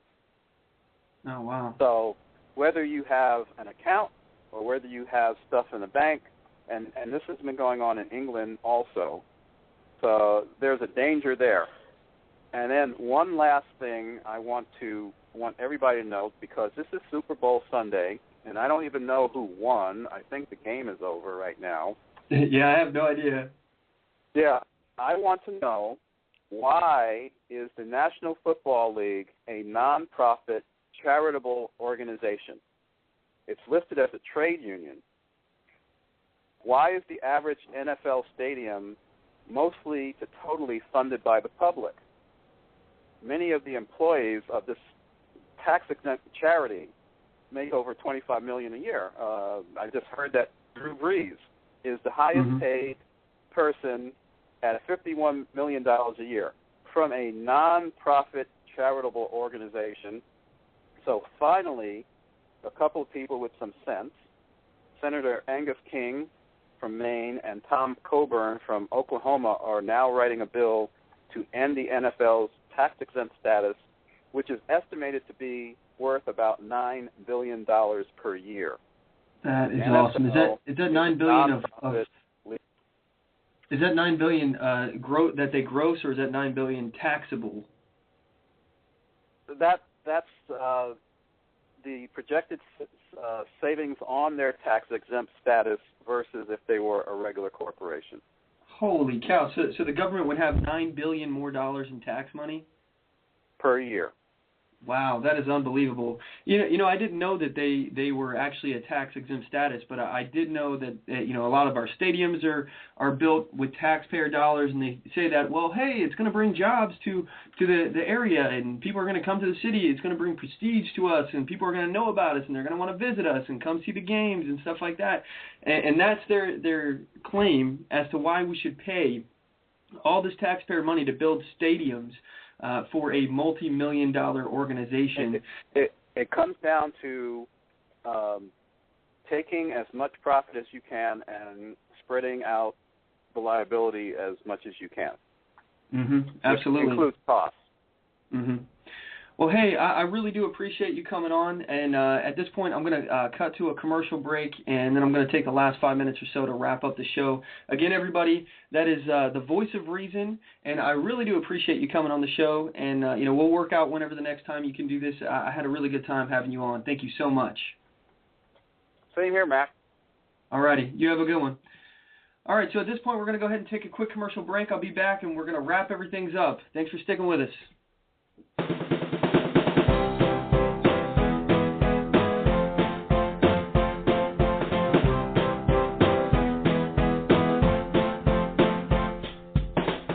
Support On the Move. Help us make this podcast bigger and better. You can do this by going to our store and purchasing one of our hundreds of products. All designs are original and made for patriots like you. Just go to cafepress.com/onthemoveshow. We appreciate your support. Need design services? Logo design for $90, business cards, brochures, bumper stickers, signs, flyers, promotional products such as mugs, pins, bags, keychains, magnets, and so much more. Contact LaTasha Worley for a quote on your next project at Tasha, Tosha, at lworleyphotography.com today, or visit me on the web at lworleyphotography.com, and on Facebook at facebook.com/lworleyphotography, and on Twitter at twitter.com/Tasha Worley. Show your support for a designer who believes in the Constitution and your rights.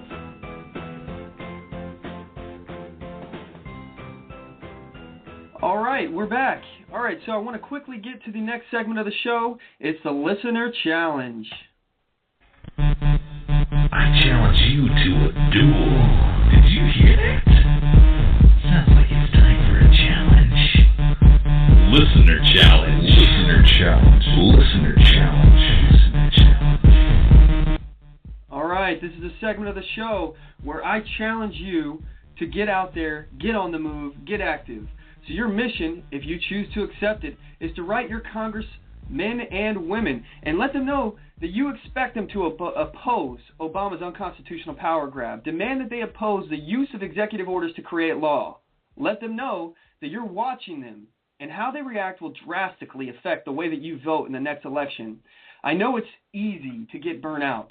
Believe me, I know. But we have to keep pressure on these people. If we don't stay on them and keep telling them what we expect, they will do whatever it is that they want and think no one's paying attention. It will allow the cronyism, the crony capitalism that we've seen over and over and over again to continue. It's just going to perpetuate the same problem. This is a very simple and an easy way to hold these people accountable. There's no excuse for not doing this. If every single one of us wrote our representatives once a week, they would take notice. Believe me when I tell you, they get these letters and phone calls. It's critical that we keep the pressure on. I know it's hard to stay motivated, but it's like that by design. They want you to get discouraged. They want you to give up. Don't let them have the satisfaction.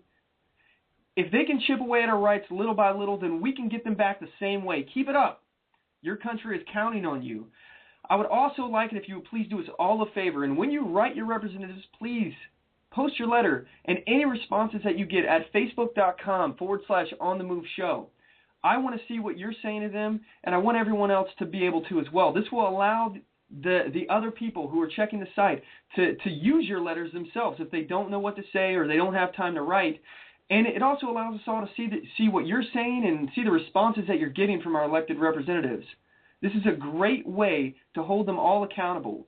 We can use this to find out who needs to go and who is really looking out for our best interest. So with that in mind, I want to take the last few minutes of the show here to talk about the money that we were talking about. We talked about all the problems and why our money is being deflated and what we should do and basically what's going on. So, what should we invest in? What's safe? Is it gold? Is it silver? Well, I'm not an economist. I don't know what's going to happen, but I think gold and silver will be really important to stay invested in. Not all of your money, but some of it. It's going to be a good hedge against inflation and a really great protection in case the currency does devalue and collapse. So, what else can we invest in? Well, if you ask me, I think that you should invest in food. And the reason why I say that is because food has historically always been worth something. Always. And no matter the situation, food, especially in times of emergency, will always increase in price. So if you would take my opinion, feel free to go to onthemoveshow.com. Check out our shop. I have on there an affiliate store through the freeze-dry guy, and they have really affordable freeze-dried food. Freeze-dried food lasts for 25 years, so this is an investment just like gold is. And honestly, what better way to protect yourself than to buy food? You will always eat food. If you spent $1,000 right now on this food, it's going to be cheaper to get a year's supply of food this way than to buy it, going to fast food places and buying it at the grocery store. You're going to spend far more money per year on your food bill than if you buy it freeze-dried and eat it then and there, or eat it as you need it at that point. It lasts for 25 years. It's not going to go bad. And this food is delicious, by the way. Mountain House food, I don't know if you've ever had it, but it is amazing. Again, that's at onthemoveshow.com, and just click on the shop link, and it's the Freeze-Dried Guy affiliate store that I have right there. I really appreciate everybody tuning in today, and I want to hear what you guys have to say on the next show. So give us a call at 619-924-0986, or you can email me at talk@onthemoveshow, and let me know what you have to say. If you have a topic you'd like me to cover, send me a message, and I will cover it on the next show. All right, so don't forget to check us out at onthemoveshow.com, here at blogtalkradio.com/onthemoveshow, facebook.com/onthemoveshow, twitter.com/onthemoveshow, and youtube.com/onthemoveshow. And as always, know your rights, assert your rights, and get on the move.